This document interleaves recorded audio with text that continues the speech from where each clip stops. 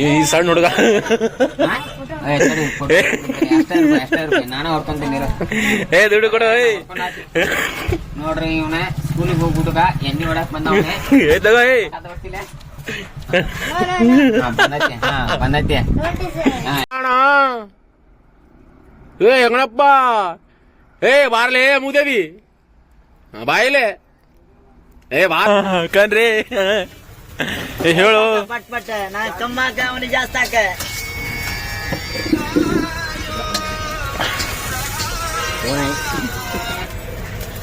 hello ಆಯೋ ಆಯೋ ನೋಡಿ ಬರಂತೇನೆ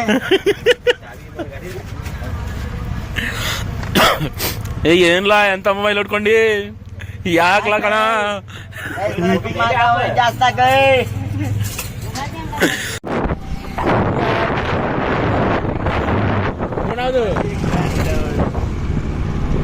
कोणातू